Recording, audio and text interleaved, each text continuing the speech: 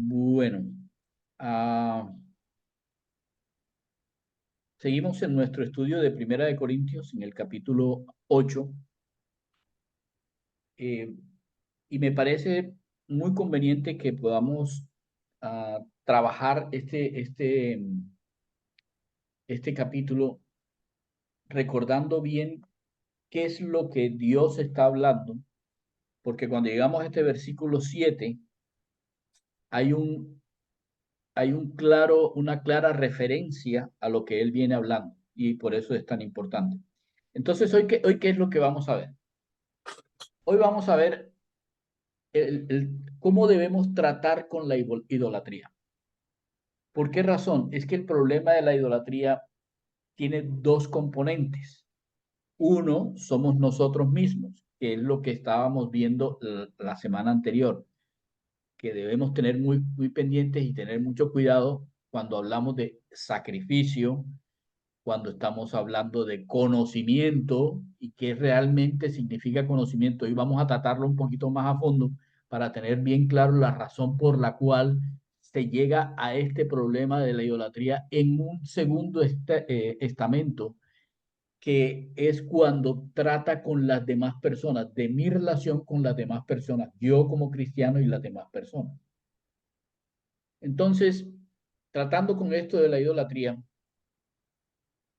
Primera de Corintios capítulo 8 del 1 al 6, lo que nosotros estudiamos y que podemos englobarlo es que la solución que Dios tiene para la idolatría, así como la solución para la fornicación, era el matrimonio, el hombre y esposo y esposa, un solo hombre, una sola mujer, una relación matrimonial. Esa era la solución para las personas que no tenían continencia, la solución para la fornicación era el matrimonio.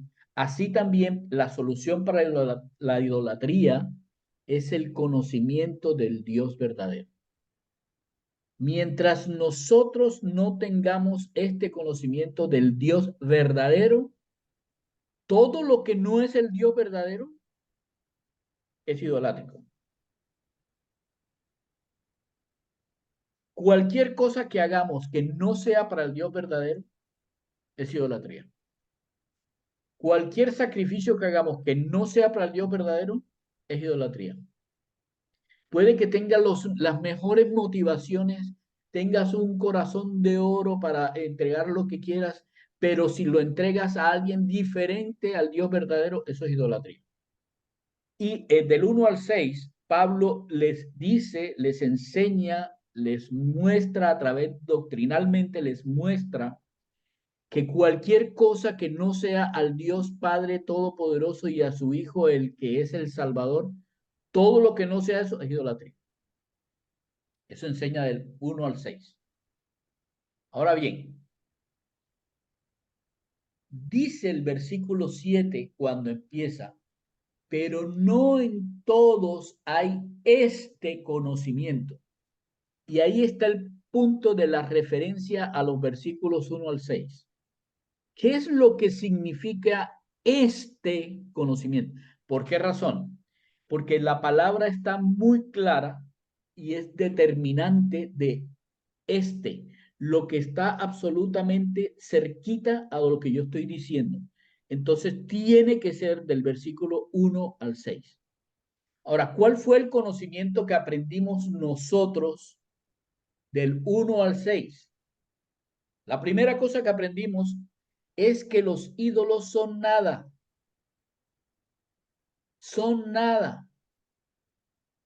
Nosotros somos nada. En la Biblia, revisen por favor cómo es que Dios nos ve a nosotros cuando no estamos en Él. Como la hierba como la flor que se seca, como una ráfaga de viento, o sea, nada. Job nos describe claramente quiénes somos nosotros. No somos nada.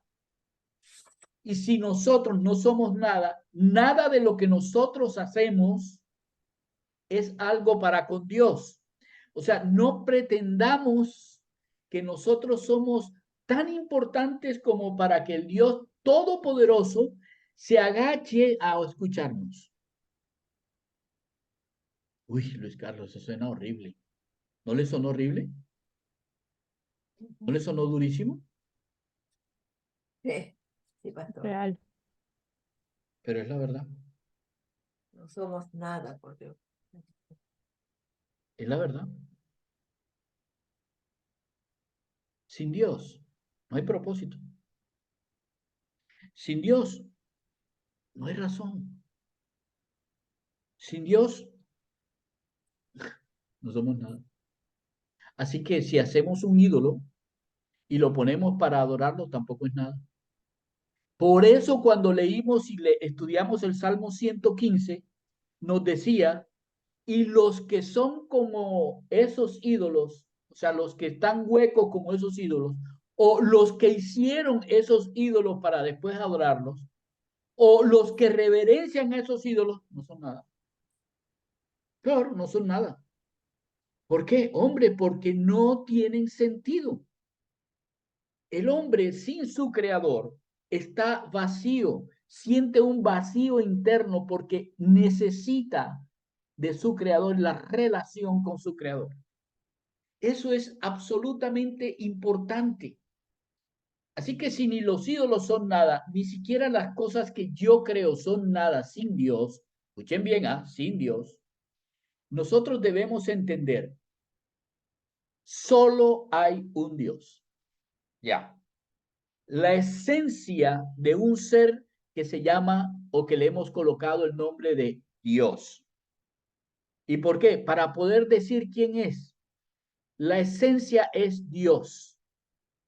Y entonces Dios se colocó un nombre para que fuera recordado también por un nombre, de manera que no fuera simplemente un algo, sino un alguien.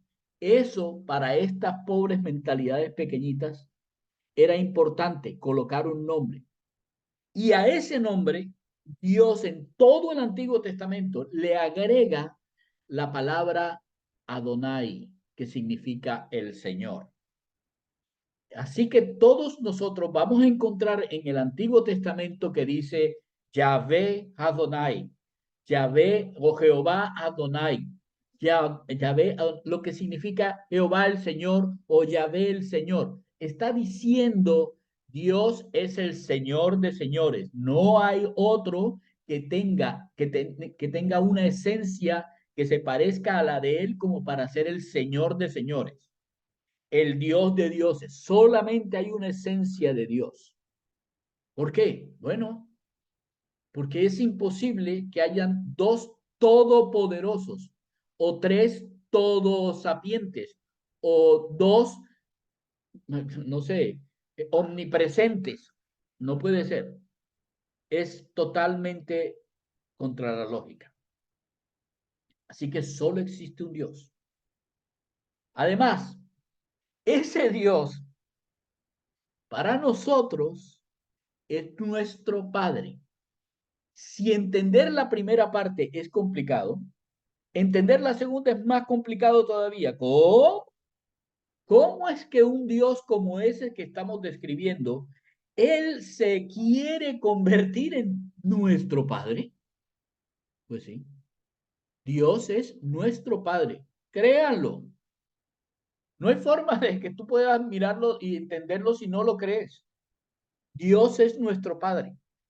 Y como es nuestro Padre, Él nos ha dado todo. Miren lo que dice el versículo en el versículo, a ver, en el versículo 6. Dios que es nuestro Padre, del cual proceden todas las cosas,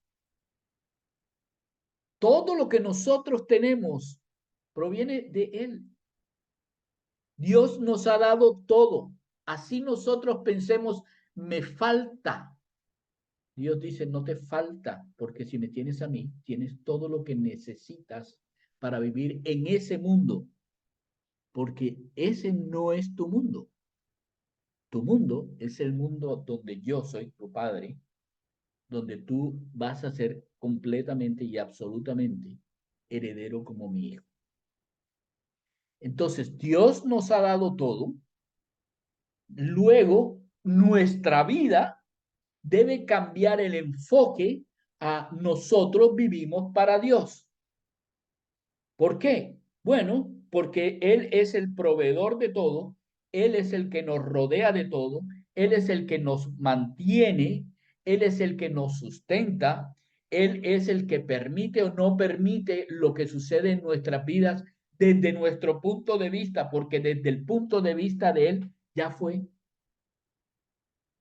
Así que lo que es una responsabilidad de aquellos que son hijos de su padre, de un padre como este, la responsabilidad es muy clara. Vivir para Dios. Es lo que dice ese versículo. Ahí lo dice clarísimo. Dice, y nosotros somos para Él. Entonces nuestra vida está centrada en el hecho de que vivimos para Dios. Ahora, y en esto el siguiente parte del conocimiento es, nosotros no estamos a la deriva, tenemos un Señor y ese Señor es Jesús. Escúchame bien, todo eso es ese que está aquí en el, perdón, tenemos un Señor, ese que está en la diapositiva 4, de este conocimiento,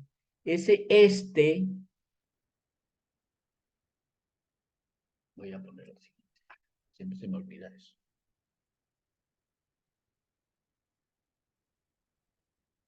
Todo es este conocimiento. Lo que nosotros conocemos es los ídolos no son nada, solo hay un Dios, Dios es nuestro Padre, Dios nos ha dado todo, vivimos para Dios, pero tenemos un Señor que es el Señor Jesús.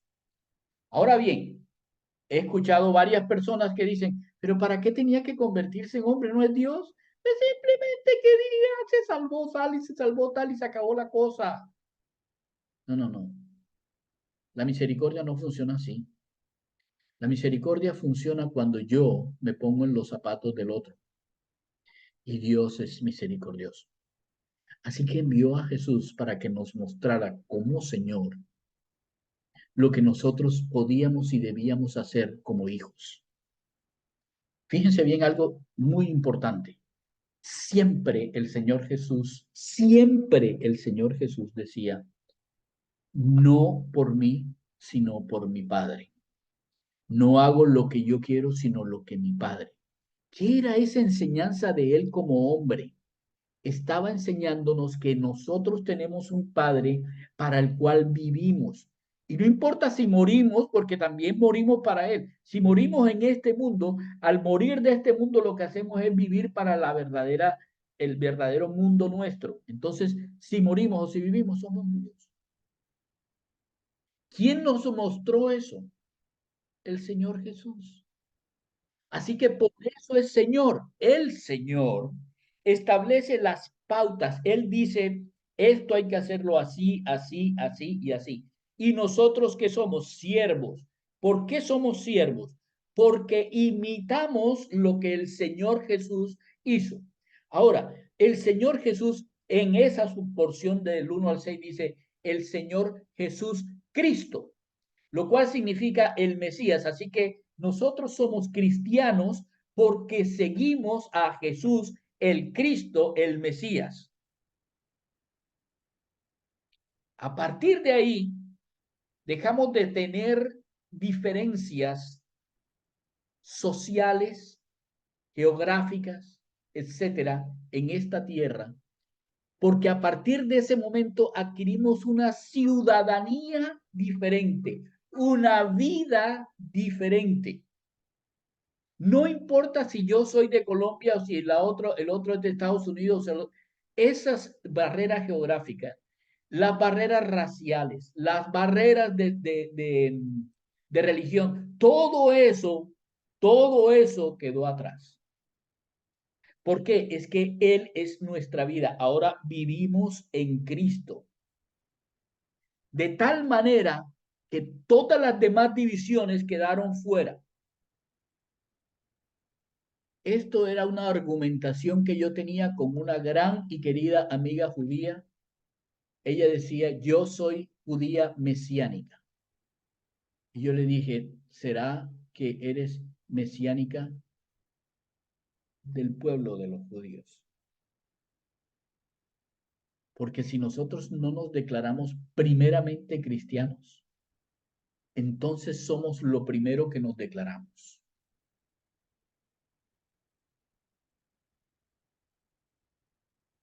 A mí me preguntan, ¿qué eres tú? Yo soy cristiano. ¿Por qué? Porque yo sigo lo que mi Señor dice. Bueno, trato de seguir lo que mi Señor dice. Este conocimiento es el conocimiento del que habla en el versículo 7. Este es el conocimiento del que habla en el versículo 7. ¿Hasta aquí vamos bien? ¿Vamos bien? Sí, señor. Ok. No, ¿No? ¿Qué no? ¿Qué no? Sí, señor. Ah, que sí, Sí, señor. Ok. señor. Ah, ok, ok. Entonces vamos a leer del 7 al 13. Y dice, pero no en todos hay este conocimiento que acabamos de repasar, no está en todos los cristianos.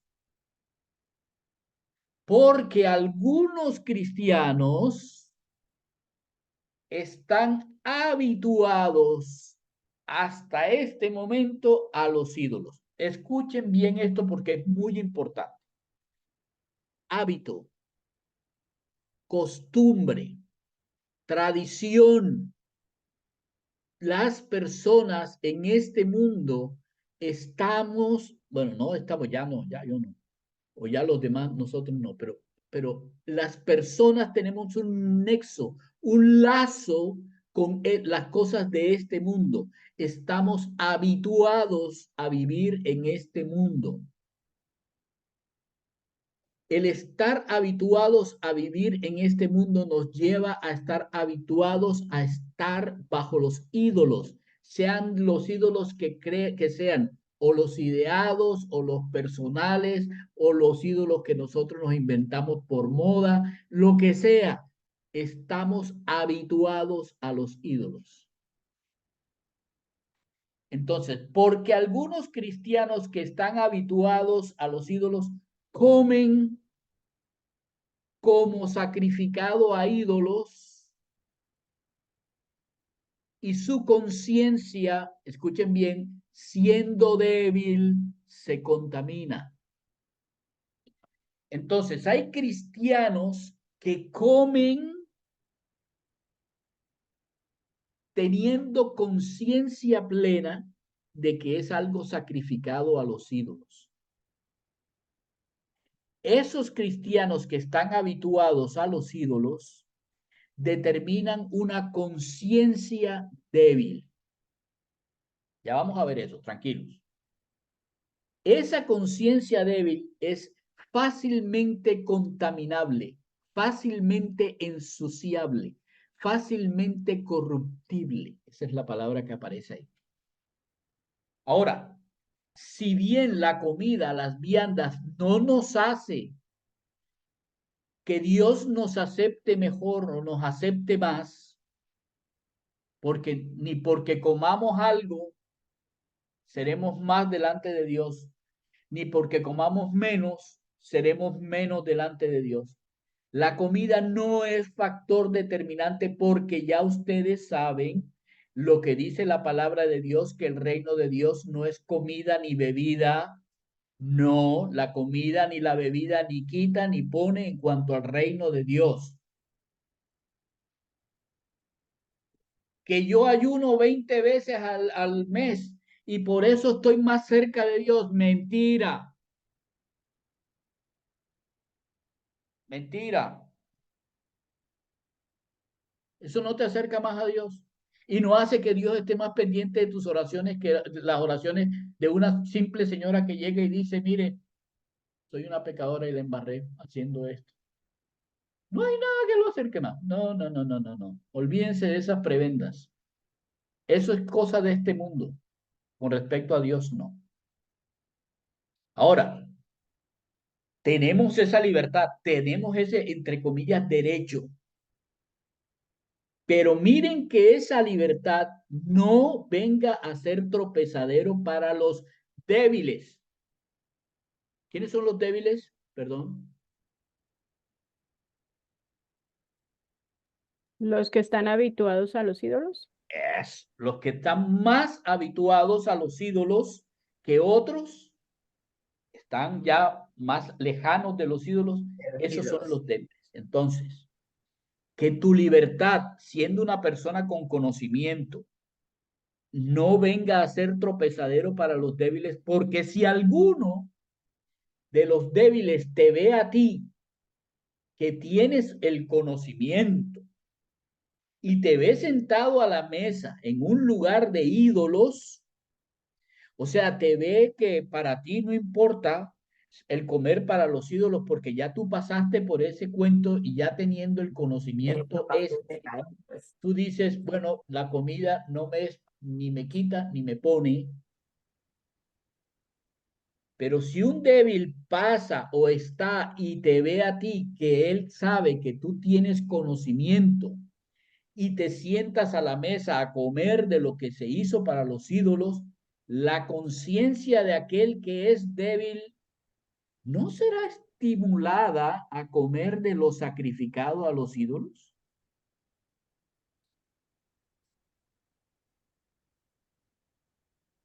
Sí. Así que por el conocimiento tuyo se perderá el hermano débil Caerá. por quien Cristo también murió. Amén, así es. Por Así ese es. que es hermano tuyo, aunque sea débil, también Cristo murió por él. Cristo le dio salvación a él. Cristo es Señor de él, pero él todavía es débil de conciencia y lo puedes hacer perder. No está hablando de salvación, está hablando de que se le pierda el norte, que se le pierda a quien tiene que seguir. De esta manera, pues, pecando contra los hermanos, los débiles, e hiriendo su conciencia, estás pecando contra Cristo. Así que la máxima de Pablo es, por lo cual, si la comida a mi hermano le es ocasión de caer, no comeré carne. ¿Por qué estar hablando de eso? Ahorita les digo. No voy a comer carne jamás por no poner tropiezo a mi hermano. No le voy a poner tropiezo a mi hermano. ¿Ok? ¿Está entendida la lectura? Sí, pastor, está. Así como el alcohólico también. Tal cual, ¿cierto? Ahí dice. Bueno. ¿Cuál es el peligro del conocimiento cuando yo no tengo a Dios como la principal fuente de mi conocimiento y además el entendimiento de quién es Dios en mi vida? El problema es el envanecimiento. Arriba en el versículo 1 dice que el conocimiento envanece. Ese es el problema. El problema con los cristianos que saben mucha Biblia y que se la aprenden de memoria es que agarran la Biblia para darle biblazos al primer bobo que se le ponga por delante y se lo aguante. Y enseña cosas que ni siquiera él entiende porque fue que a mí me lo dijeron y fue que fue que. Debemos tener mucho cuidado, ¿eh? Porque el Señor dijo, a mí esa es una de las partes que me dio durísimo. Cuidado, cuidado con cualquiera que llega a tocarme a uno de estos pequeñitos, porque mejor le fuera que le ataran una rueda de molino y lo tiraran al fondo del mar. Dios hace advertencias muy fuertes contra el envanecimiento. Perdón. Muy fuerte esa advertencia. El envanecimiento es gravísimo. ¿Qué es lo que puede estar pasando o qué era lo que estaba pasando en Corinto? Y vamos a tratar de entender un poco ahí para poder pasar a lo siguiente. Miren, recuerdan que los judíos iban a la sinagoga cuando se hacían las cosas y no iban a Jerusalén, se hacían sacrificios y allá llevaban la carne para los sacerdotes y los sacerdotes comían la carne del sumo. Pero esta misma práctica se hacía en todos los templos que había en Corinto, o sea, en el templo de Afrodita, ¿recuerdan la ofrenda que se llevaba para que para acostarse con la prostituta y todo el cuento? Se llevaba también carne al templo de Marte, al templo de Júpiter, al templo de todos estos, Júpiter no, Ares, Marte, el otro. A todos esos templos llevaba. Entonces, ¿qué pasaba? Que los vendedores de carne eran muy inteligentes. Resulta que el tipo que estaba en el templo recibía tanta carne que, oiga, yo no puedo hacer más nada con esto, voy a ver si compro yuca, pero para comprar yuca necesito plata. Entonces voy donde el carnicero y le digo, mira, me sobró esta carne, por favor, ten esta carne y véndela y me das a mí la plata para eso, para yo comprar yuca, papa y esas cosas para acompañar la carne. El tendero, el carnicero, les vendo esta carne a 7,000, pero esta viene santificada del templo de Marte, ¿ah? O sea que tú vas a ganar todas las peleas donde tú comas de esta carne, que es la carne, ¿ah? La carne del templo de Marte. ¿Y esa cuánto vale? Entonces te vale 9. ¿Pero por qué vale 9,000 si esta te vale 7? Porque esta está bendecida. Claro que eso solamente pasaba en Corinto, ¿ah? Sí iba a decir, mismo No, eso texto no, al día de hoy no hoy. pasa eso. Hoy eso no pasa. Ese tipo de bazares no pasa. Nada de eso pasa. No pasa hoy. Ahora bien, los judíos están acostumbrados a eso. Desde el templo están acostumbrados a eso. Pero como los otros también estaban acostumbrados, y los judíos que vivían en Corinto tenían que ir a las casas de los amigos, oye, te invito a un asado. Claro, ¿cómo no? ¿Cómo no? Y el tipo obviamente dice, mire, y van a comer de la carne no de 7, sino la de 9. Fino, fino. La que viene bendecida, a la que le echaron, ya saben, el agüita mágica. Esto fue rezado por los sacerdotes de Marte. Hoy no puede ser. Lo siento. ¿Sí me pueden escuchar todavía? ¿Se fue la luz o qué pasó? No. Es que tengo una persona taladrando en el segundo piso y obviamente no se escucha igual. No, Pero También no, se bueno, escucha. no hay pero ¿sí me están diferencia. escuchando? ¿Sí me están escuchando? Perfecto, pastor, Ok, perfecto. muy bien. Entonces tengan en cuenta esto. Así que los judíos también eran invitados a la fiesta de los bacanales de otras personas. Paren ahí y ya ahora entienden cuál es la situación cultural de lo que estaba pasando y que gracias a Dios hoy en día no pasa eso aquí. No pasa. Ok.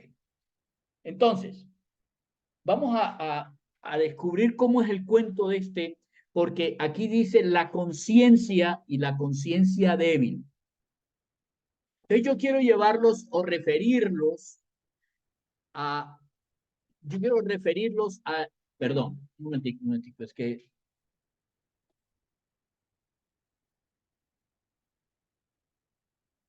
ok.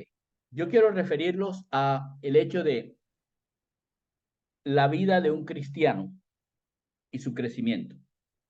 ¿Cómo empieza? A su cerebro, a un cristiano le llega, ¿sí están viendo la figurita? ¿Están viendo Sí, la sí, figurita? pastor. Ok. Sí, pastor, estamos bien. Entonces, en Romanos dice, el creer en Cristo es por la palabra, y entonces dice, cuán hermoso es todos los que llevan la palabra de Dios. Entonces, la palabra de Dios y que las personas deben escuchar y que deben entender es, Jesús es el Señor. Entonces, cuando alguno, no importa de qué nacionalidad, raza, lo que sea, escucha algo como Jesús es el Señor y lo cree, y eso lo baja a su corazón y él cree Jesús es el Señor, Jesús es Dios, Jesús es el Señor. Empieza una vida cristiana, empieza su trasegar en la vida cristiana. Sin embargo, hay muchas cosas que él trae de tradición y no puede entender bien algunas. Y por eso solamente hasta ahora tiene el conocimiento básico de Jesús es el Señor.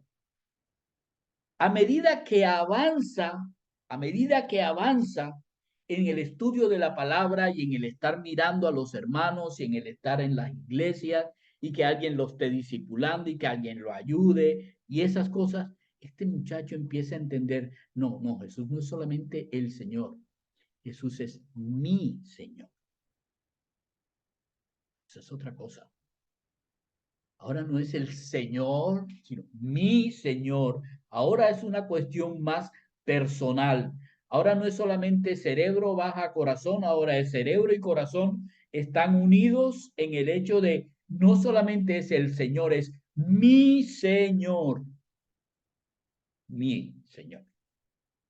Y avanza en su vida y entonces va a entender la siguiente parte que es un poco más complicada. Dios es mi Padre. La gran mayoría de las personas, si uno le pregunta, ¿tú eres hijo de Dios? No importa en qué religión esté, te va a decir, sí, yo soy hijo de Dios, pero realmente no entiende. Escúcheme bien, realmente no entiende la profundidad del hecho de Dios es mi Padre. Y como es mi Padre, es mi proveedor. No hay nada que Él no me dé porque yo soy su hijo. Y como un buen padre, todo lo que Él tiene, Él me da. ¿Recuerdan? Oigan, si ustedes, el Señor Jesús enseñando, si ustedes padres saben dar buenas dádivas a sus hijos, ¿cuánto más el Padre Celestial les dará? Esa enseñanza en el Sermón del Monte es una enseñanza poderosísima. Es el hecho de que nosotros tenemos una dependencia no del trabajo, no de alguien como mi jefe, no del pastor, no de mi papá, no del abuelo, no tenemos dependencia sino únicamente y exclusivamente de nuestro Padre y todos los demás están conjugados alrededor mío porque mi Padre los coloca para que yo pueda ser provisto. ¿Por qué? Porque soy su hijo y yo lo merezco. No, es que el punto es ese. El punto es que ningún hijo merece a su padre, porque si el padre no lo engendra, no sería hijo, no sería nada. ¿Me explico? Nosotros somos porque tenemos un padre físico. Sin ese padre físico, no podríamos vivir.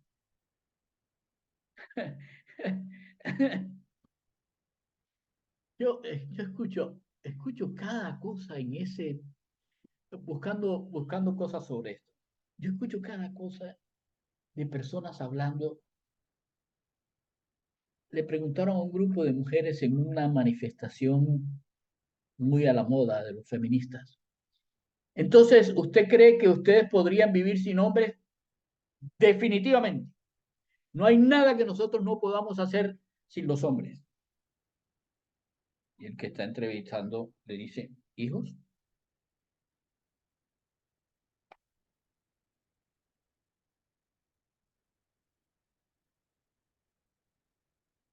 Sí es. Ahora, ¿cuál es la obligación de los padres? Dar a los hijos. ¿Por qué los padres de hoy en día no se responsabilizan de los hijos? Porque no han aprendido nada de nuestro Padre Celestial y al contrario se van contrario a lo que el Padre Celestial nos ha enseñado. Y por eso pasa lo que pasa. Y por eso hay un hombre que es capaz de matar a su hijo. ¿Cómo es eso? ¿Cómo puede darle una golpiza para matarlo? No, no, eso es algo increíble.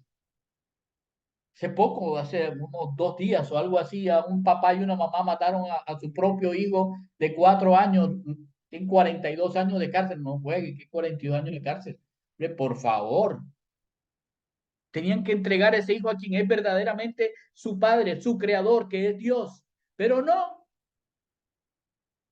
Y nosotros necesitamos aprender que nuestra provisión y todo lo que somos, tenemos, incluso nuestra identidad está en una identidad con Dios. Sin Dios no tenemos. Tenemos una efímera identidad terrenal. Con Dios tenemos una identidad de vida eterna. Por eso es tan importante que las personas digan, él es cristiano, o que tú mismo, tú, le digas a la persona, soy cristiano, porque eso establece tu identidad. Una identidad eterna, no una identidad efímera, no la flor del campo. Y por último, no es solamente el hecho de que Dios es mi Padre, ahora el entendimiento es Dios es mi todo. No soy más yo, Dios es mi todo. Eso es lo que significa el crecimiento espiritual.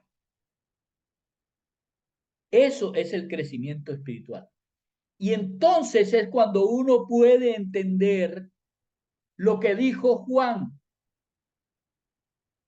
Yo necesito menguar para que crezcas tú. Esa es la posición. Y por eso el Señor Jesús habló de Juan el Bautista y dijo, este es el último de aquellos profetas que iban a venir. Este es el Elías que estaban esperando. Él menguó para que yo pudiese ser rey. Para que pudieran reconocer. Menguar para que crezca Él.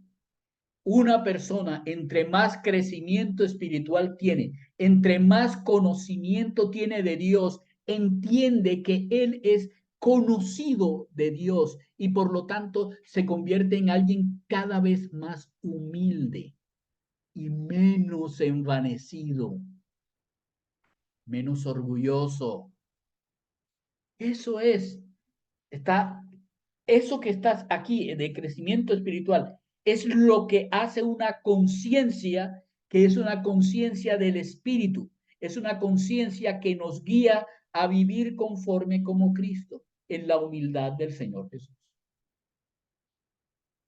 ¿Ok?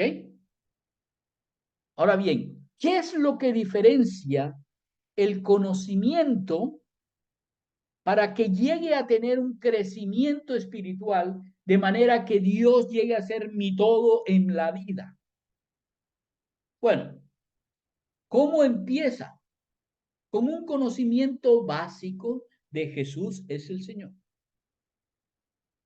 Pero a través del hecho de cómo Dios nos ama y nos va mostrando y nos va mostrando y nos va mostrando, hay un crecimiento paulatino hasta que tú tengas un conocimiento de entendimiento con respecto a lo que Dios te ha mostrado.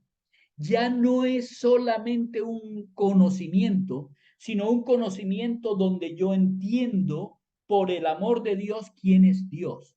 Y entonces este conocimiento se convierte en edificador, se convierte en un conocimiento productivo, provechoso, no solo para mí, sino para mis hermanos y para todos los que están alrededor. ¿Ok? Eso es con respecto al conocimiento. Al principio, como tienes tan poco conocimiento, pues tu fe es muy débil. La fe, el creer, el confiar en Dios es muy débil. Cualquier cosa nos puede sacar y el demonio, cuando uno comparte el evangelio y alguien dice yo soy de Cristo, le empiezan a llegar cualquier cantidad de pruebas.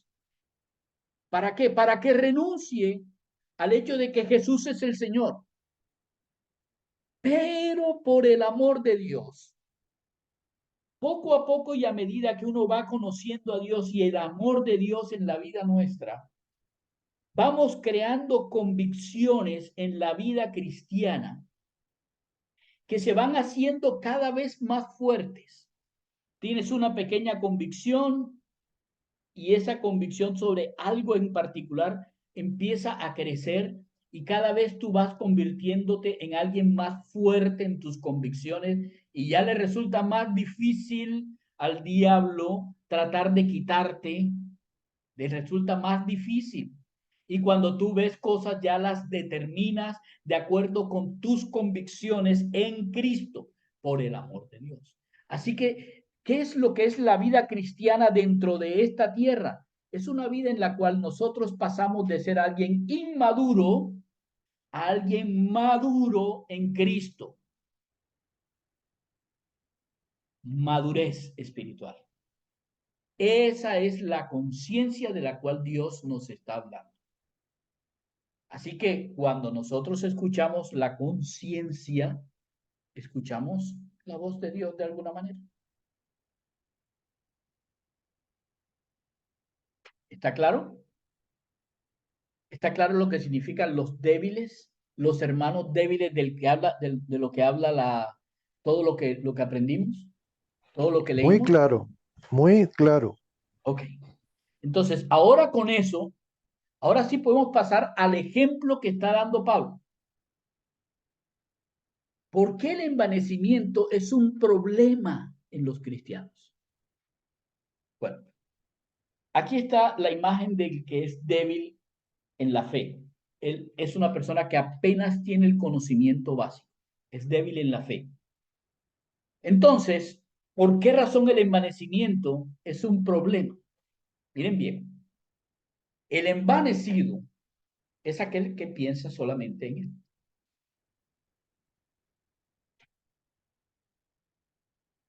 Les digo una cosa, no por mucho conocimiento bíblico eres más maduro espiritualmente.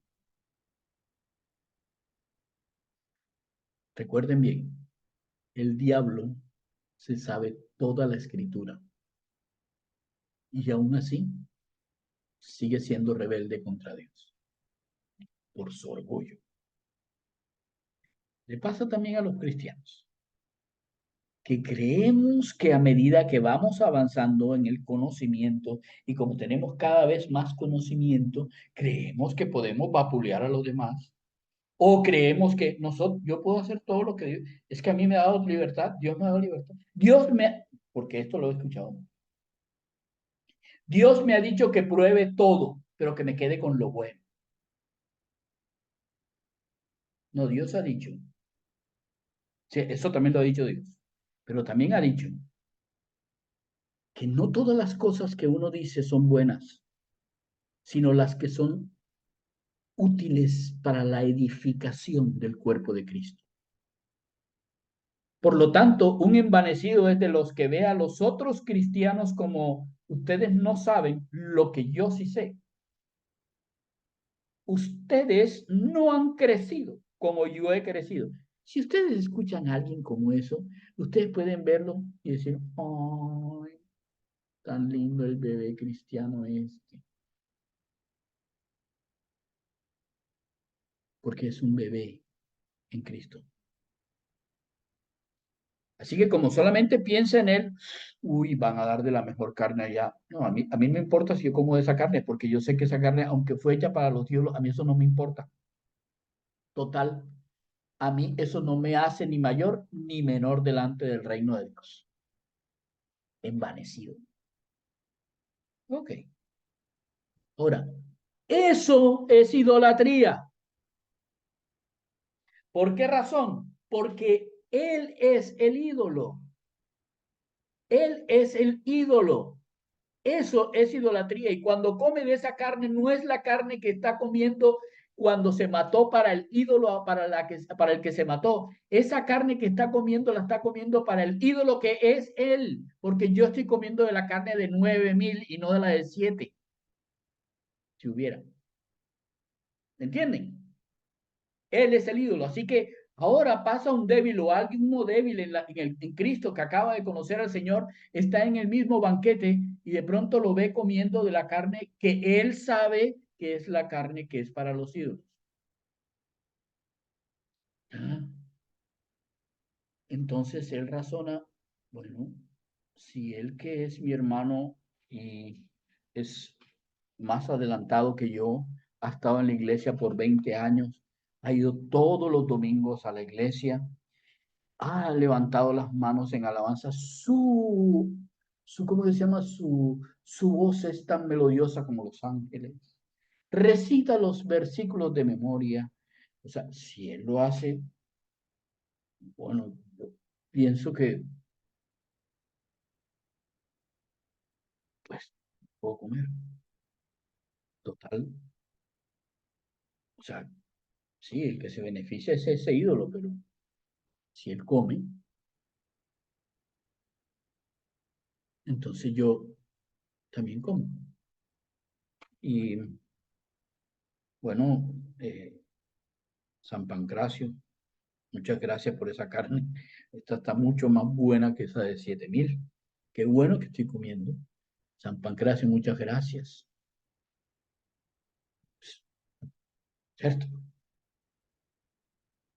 ¿Qué es lo que hace al comer algo como eso?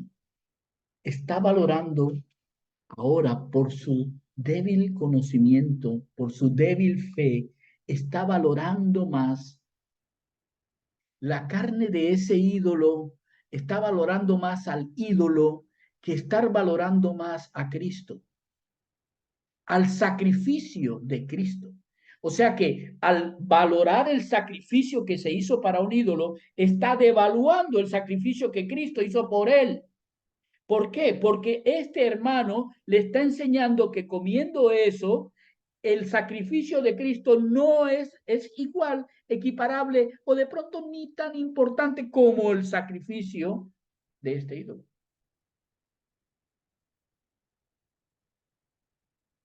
¿Y qué sucede?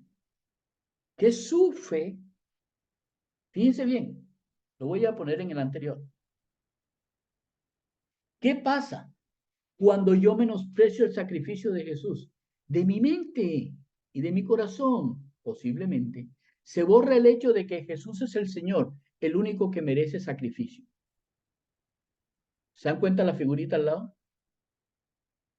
Pierde de vista.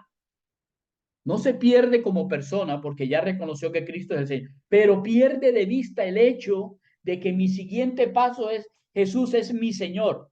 No, ya, bueno, San Pancracio, a quien se le hizo este homenaje, de pronto es tan homenajeable como este que es el Señor. De pronto San Pancracio fue enviado por el Señor para que él también hiciera los sacrificios que hizo y por eso ahora San Pancracio me puede dar de esta carne.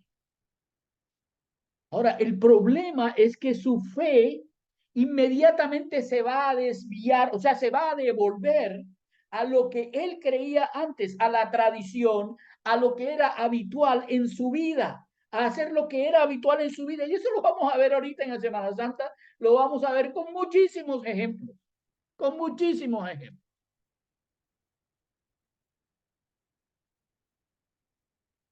Así que el envanecido pecó contra su Señor, porque él, en vez de edificar al hermano para que fuera a su siguiente estadio dentro del crecimiento espiritual de un cristiano, lo que hizo fue retrasarlo en su crecimiento e incluso en algunos casos los dejan bebés espirituales porque siguen pegados o apegados a lo que era habitual en su vida, a los hábitos.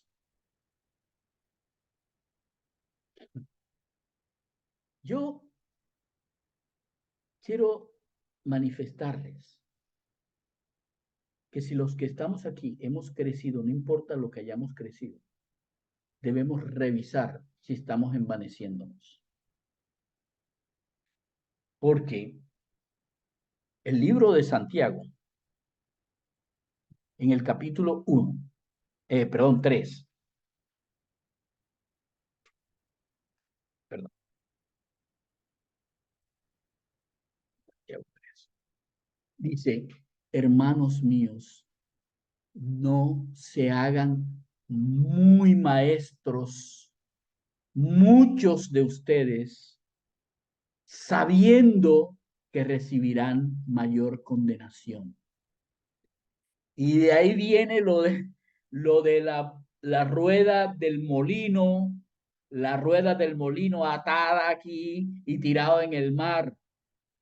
Cuidado con el envanecimiento, porque el envanecimiento nos puede llevar a hacer pecar a los pequeños, porque nosotros con nuestro ejemplo somos maestros de los que todavía están detrás de nosotros. Y no importa en cuál de los pasos estés, ¿ah? Puedes envanecerte en el segundo paso y te tiras, perdón, y si dañas la conciencia del que está un poquitico más atrás que tú, estás envanecido y tú no vas a crecer tampoco. No, así no es. No, hay que mirar a los hermanos. El envanecimiento puede producir que un hermano se desvíe de la fe y se quede usando las cosas que el mundo le enseña.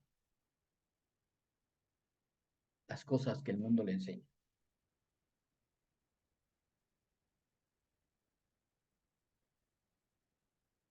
Ok. Espero que haya sido muy claro, porque, mis hermanos, si nosotros no tenemos una vida de edificación para con los demás, no podemos hablar de una edificación personal. Porque nosotros no somos piedras sueltas, somos rocas que están siendo apiladas en el templo de Dios. Y piedra con piedra vamos construyendo este templo. Si no edificamos, no nos edificamos. Ojalá haya sido claro.